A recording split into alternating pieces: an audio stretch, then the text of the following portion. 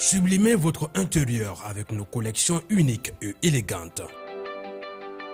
Chez Ibi Home, nous transformons vos espaces en véritable havre de confort et de convivialité. Découvrez notre collection exceptionnelle de meubles pensés pour chaque moment de votre vie. Des tables à manger conviviales, idéales pour rassembler famille et amis, au salon haut de gamme, alliant élégance et confort, sans oublier nos chambres à coucher de qualité avec matelas offerts pour un repos parfait. Explorez notre sélection de luminaires rares et uniques qui sublimeront vos espaces. Découvrez notre gamme de motos électriques, économiques, performantes et respectueuses de l'environnement, idéales pour vos trajets urbains en toute sérénité. Nos installations solaires vous garantissent l'indépendance énergétique tout en réduisant vos factures. Chez Ibi Home, profitez en ce moment de réductions allant jusqu'à 35% sur nos équipements solaires. Ce n'est pas tout, nous vous proposons également des options de paiement échelonnées pour encore plus de simplicité. Venez visiter notre showroom à l'ACI 2000, immeuble Ibi Group. Ibi Home, l'élégance, la mobilité et l'énergie au service de votre confort.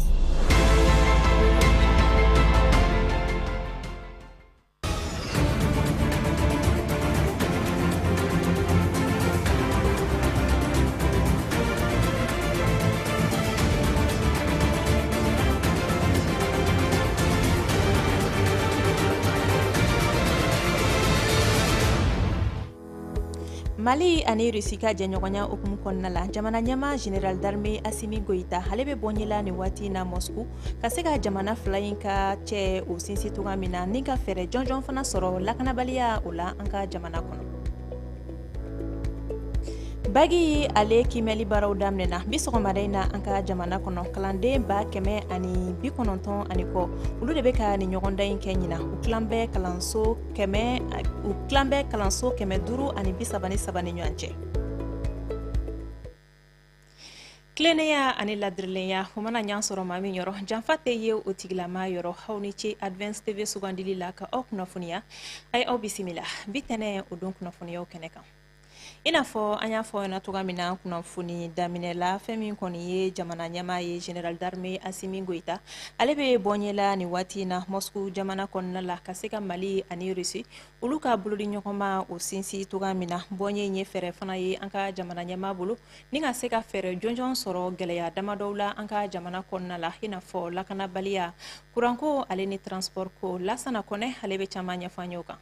Kilomɛtiri ba 900 bolilen kɔfɛ lɛrɛ 15 sigilen kɔ pankuru kɔnɔna na Mali furanjɛlafaga ɲɛma General d'armée Assimi Goïta ale ye bisimila minɛ Rusi jamana faama bonda la ni o ye Kremlin ye ka ladɔnniya k'a fɔ jamanakuntigi ka nin wulikajɔ in ko nin ye a siɲɛ 2nan ye a ka taa bisimila minɛ Rusila jamana kan.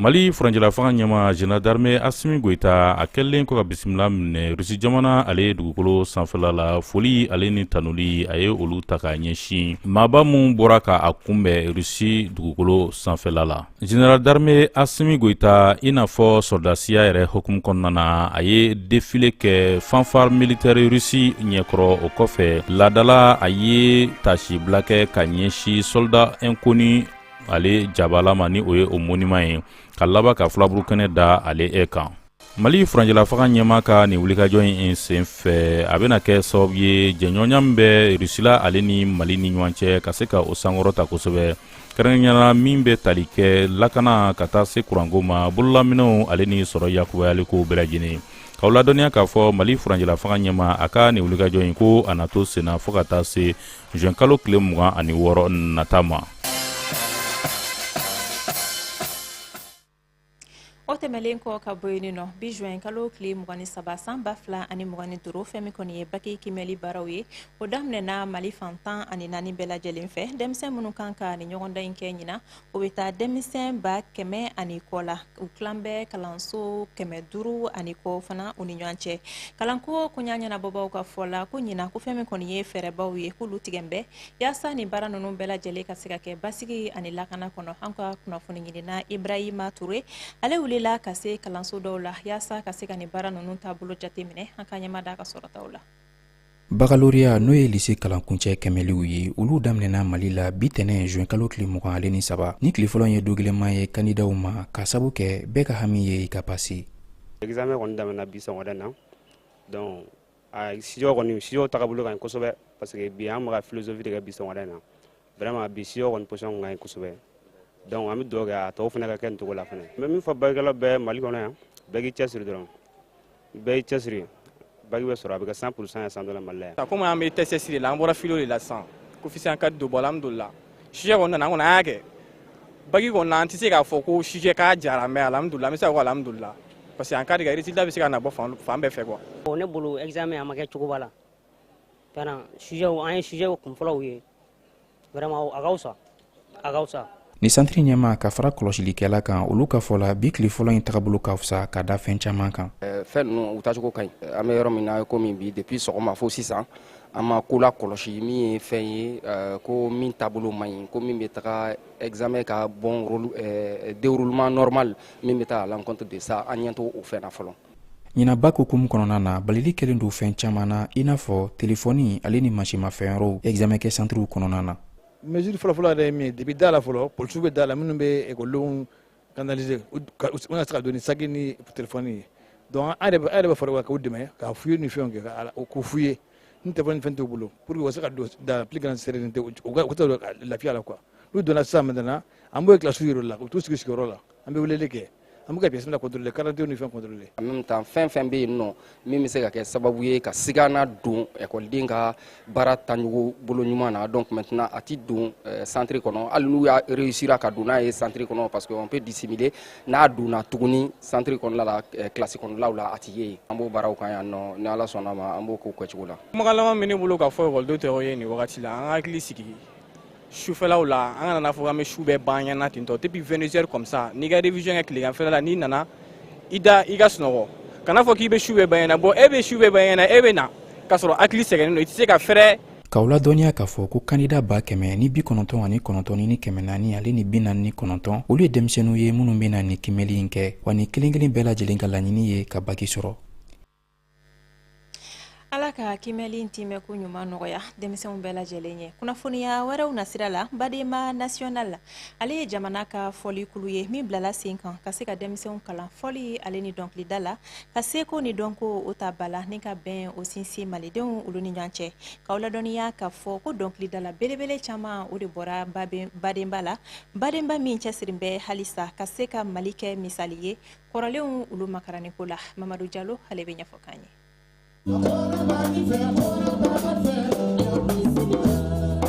Badema national n'ale sigira san 1969 wagatiw la nin kulu in sigira balimama fila fɛ n'a yɛrɛ tɔgɔ dalen don olu la. Yana ka kɛ Badema ye fɔlɔ a tun bɛ fɔ a ma ko Las Maravillas del Mali o ye les merveilles du Mali donc o la gouvernement de ye mɔgɔw bila ka taa en ce temps c'était Modibo Keita Modibo Keita ka régime kɔnɔ a ye mɔgɔw dɔw bila ka taa 69 olu ka taa kalan kɛ Cuba olu de tɔgɔ kɛra Las Maravillas del Mali maintenant pour que u ka Badema tɔgɔ sɔrɔ donc o sɔrɔla parce que u nali min kɛra ka bɔ Cuba anw bɛɛ taara ɲɔgɔn fɛ u seginna ɲɔgɔn fɛ olu de bɛ fa la olu de bɛ ba la on a vu que tɔgɔ min dir'u ma tɔgɔ in tu u ka an ka jamana ka taaboloba ye tɔgɔ in fɔlɔlen dilan ka kɛ Bademaw ye. Ni fɔlikɛla ani dɔnkilidala kulu in a sigikun fanba ye walasa Mali seko na dɔnko ni ko do bɛrɛ la ani fɛnɛ an ka jamana tariku fo ka taa se an ka ladala fɔlikɔrɔw ma ni ka se ka olu ta ka bamayɛlɛma cogo min na a bɛ se ka kɛ nisɔndiya ko ye diɲɛ kɛnɛbaw kan. Badema national ye ministère de la culture ka bolofara dɔ ye a bɛ palais de la culture kɔnɔ donc a formation 4 de bɛ la Badema national ballet national ensemble instrumental ani groupe dramatique donc 4 de b'a kɔnɔ an ka baara bɛnnen don ka an ka patrimoine culturel n'o y'an ka fɔlifɛnw ani an ka fɔlisenw ani an ka dɔnkili k'olu lakana ka a ɲini ka basigi ka bila génération kuraw ye. Hali n'o y'a sɔrɔ an bɛ don min na i ko bi nin kulukofɔlen sifinnakaw olu caman b'a kɔnɔ u ka baara kɔnɔna la n'o de ye ka Mali seko n'a dɔnko ka lakana ni ka a lakodɔn. Jamana ɲɛmaaw kɛlen don ka dɛmɛ ta ka ɲɛsin u ma u ka baaraw bɛ se ka nɔgɔya u ma o hukumu kɔnɔ cogoya min na. Bɛɛ se ka don mɛ kelen-kelenya la gouvernement yɛrɛ de bɛ recrutement kɛ. Olu bɛ recrutement kɛ ka mɔgɔw lana en tant que fonctionnaire ou bien palais bɛ mɔgɔw ta en tant que contractuel ou bien mɔgɔw bɛ na en tant que bénévole. Dɔw bɛ se ka na stage fana na. An ka jamana ŋaraba caman tɛmɛra ni kulu kofɔlen fɛ min bɛ tali kɛ Kanja Kuyate, Ami Koyita, Bako Daɲɔ, Makuyate numéro 1, Kasebadi Jabate o n'a ɲɔgɔnna caman olu bɛɛ ye u jeniyɔrɔ fi ni kulu in ka ɲɛta sabatili la i n'a fɔ Cheikh Tidiane Seck ale ka seereyaw kɔnɔna la. N bɛ badenma dɔn kabini a daminɛ waatiw la. N teri tun ye Ala ka hinɛ la Tasimari Jabate, Amadu Bagindo, Aruna Bari, Mama Sissoco, ne pas oublier. Ne bolo badenma ye fɛn ye institution yɛrɛ don i y'a faamu parce que olu kabini Lawari tile Modibo Keyita waati ka waati la ni groupe minnu tora yen badenma de tora sisan. An bɛ don min na ko bi Badenma national a kɔni kɛlen don k'i jeniyɔrɔ fin fɛn min ye fitinɛ yelen kura minnu bi ka wuli an ka jamana kɔnɔ olu kanani na an ka jamana fɔlisenw na. U ka baaraw kɔnɔna la u bɛ tali kɛ an ka jamana marabolo dɔnkilikɔrɔw la i n'a fɔ ni dɔnkilisen mun filɛ nin ye n'ale taara dɔgɔnɔw fɛ ni k'a bamayɛlɛma ka kɛ jurusen ye maa bɛ se k'i dɔn min kɔrɔ.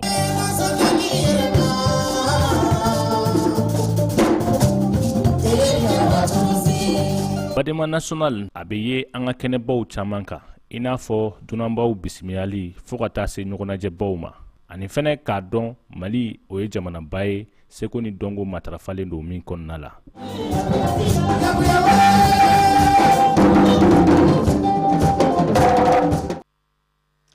An bɛ taa ni kunnafoniyaw ye halisa k'aw ladɔnniya k'a fɔ ko su belebele min bilala sen kan ka se ka waleɲuman dɔn kɛ farikolo ɲɛnajɛkɛlaw ye n'a bɛ fɔ o ma ko Mali Football Awards ale ta ko filanan o baaraw kɛra jumadon CCB la ɲinan ko waleɲuman dɔn kɛra maa 14 ye u ka seko ni dɔnko la Mali balontanko la Kajatu Bagayogo ale tun bɛ kɛnɛ kan Advance TV tɔgɔ la.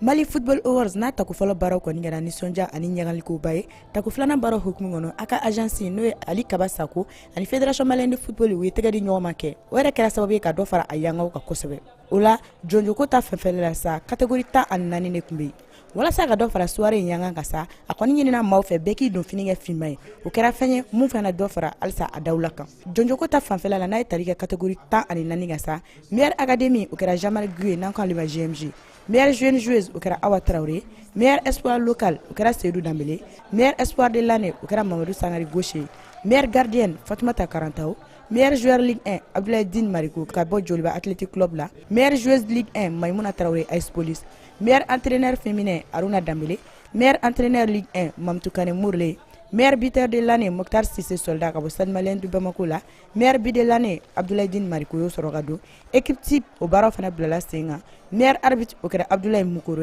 meilleur arbitre assistant o kɛra Fanta Ikone prix de la solidarité n'o ye dɛmɛ prix ye o tala ka di Amadou Aïdara Doudou n'a ka fondation ma meilleure joueuse en Afrique n'o ye farafina gunkan ye o kɛra Aïcha Samake meilleur joueur en Afrique o kɛra Fili Traoré maaw kun sigilen n'o ka wagati min kɔnɔ n'o ye ɲɔgɔn tɛ ɲɔgɔnmada sugantili ye n'o ye meilleur joueur ni meilleur joueuse ye sa o baaraw fana bilala sen kan o la meilleure joueuse o kɛra Aïssata Traoré ale yɛrɛ ka jɔnjɔn dira ma Burkina ministre min ɲɛsinnen don farikolo ɲɛnajɛ ni sifinnakaw ma ani Niger ta olu fɛ ɲɔgɔn tɛ ɲɔgɔnmada ni maaw bɛɛ kun sigilen n'o k'o kɔnɔ n'o ye meilleur joueur de l'année ye o dira Yves Bissouma ma n'ale yɛrɛ ye Samata Seko ka jalatigi ye ale ka jɔnjɔn dila ma Abdul Kasim Ibrahim Fɔnba fɛ n'ale ye Mali farikolo ɲɛnajɛ ani sifinnakaw ka ministre ye ka fara ale kan Niger ani Burkina ministre olu fana farala kan Mali Football Awards tako filanan baara min bilalen filɛ sen kan Fédération Malienne de Football ni a ka agence ka bolo di ɲɔgɔn ma sababuya la a kɔni kɛra fɛn mun nisɔndiya bonyara kosɛbɛ kɛnɛ kan wa a y'a yira k'a fɔ k'an bɛ se k'a jigiya ko don n'a nataw la dɔ na fara ni soirée kofɔlen yanga kan i n'a fɔ Ballon d'Or européen ta bɛ cogo min na. Ala ka san wɛrɛ ta yira an na kunnafoni kuncɛla kɔ kan kunnafoniyaw o bɛna lase aw ma bi su in na Lasana Kɔnɛ fɛ.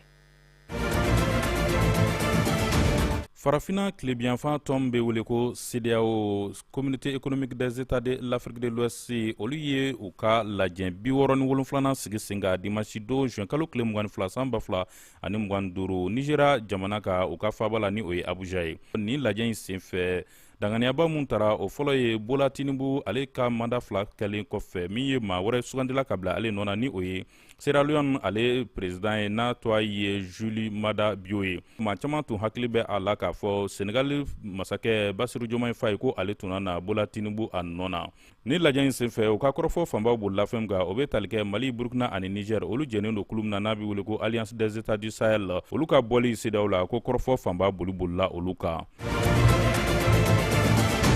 RHDP ni o ye Rassemblement des Oufetistes ye olu ka lajɛn filanan sigira sen ka Stade de BNP a ɲamakaw fɛ yen ka kɛɲɛ ni dimanche ye juin kalo tile 22 san 2025 maa caman kun ka yecogo la Alassane Ouattara k'a tun bɛna a ka cɛbɔya kuma lase ko nka ka a ye laɲini kɛ k'a fɔ ka kɛɲɛ ni don nataw ye ko ni Ala sɔnna k'a bɛna perepere di o ko ninnu kan. Chad jamana ka Chad kayangayanfan province dɔ bɛ yen ko min ye k'a dɔn k'a fɔ siya mun bɛ wele ko Sakawa ko olu dɔw ni siya wɛrɛw karila ɲɔgɔn na o wale ninnu kɛra sababu ye maa 20 olu bɔnɛna o nin na i n'a fɔ a lakalila cogo min na ko ni wale ninnu bɛɛ lajɛlen sɔrɔla motosunya wale de fɛ ni a kɛra sababu ye kari ɲɔgɔnyaw nana kɛ ni o kɛra sababu ye maa 20 bɛɛ lajɛlen bɔnɛna o nin na. Iran ale ni Israel olu karilen don ɲɔgɔn na o kari ɲɔgɔnya in kɔnɔna na ka kɛɲɛ ni kunungo dimanche ye ko l'Amérique jamana ale y'i sen don kɛlɛ la ka kɛɲɛ ni u ka mugujugu kerun dɔw ye ka ɲɛsin Iran ale cakɛyɔrɔ dɔw ma i n'a fɔ site souterrain d'enrichissement d'uranium ani ni installation caman wɛrɛ k'aw ladɔnniya k'a fɔ nin wale mun kɛra a kɛra sababu ye diɲɛ kelenya tɔn ale ka welewelekan ta ka ɲɛsin fan bɛɛ lajɛlen ma o k'a kow lajɛ yaasa ka diɲɛ kisi kɛlɛjugu ma kɛlɛ min fura tɛna sɔrɔ joona. An sera ka fɛn minnu sɔrɔ ka jira aw la bi kunnafoni nasira la o de nin ye aw ni ce aw ka danaya la a ye to Advance TV filɛli la wasabaw ye jabarani ko la Ala ka Mali lakana.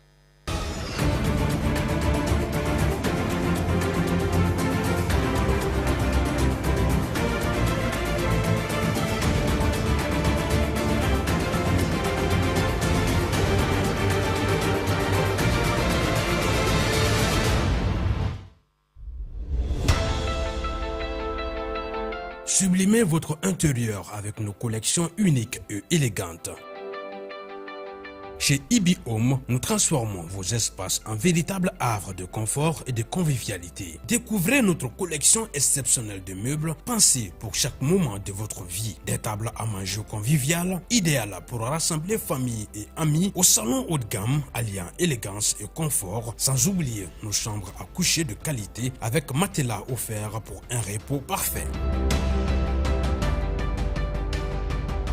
Explorez notre sélection de luminaires rares et uniques qui sublimeront vos espaces. Découvrez notre gamme de motos électriques, économiques, performantes et respectueuses de l'environnement, idéales pour vos trajets urbains en toute sérénité. Nos installations solaires vous garantissent l'indépendance énergétique tout en réduisant vos factures. Chez Ibi Home, profitez en ce moment de réductions allant jusqu'à 35% pour encore plus de simplicité. Venez visiter notre showroom à l'ACI 2000, immeuble Ibi Group. Ibi Home, l'élégance, la mobilité et l'énergie au service de votre confort.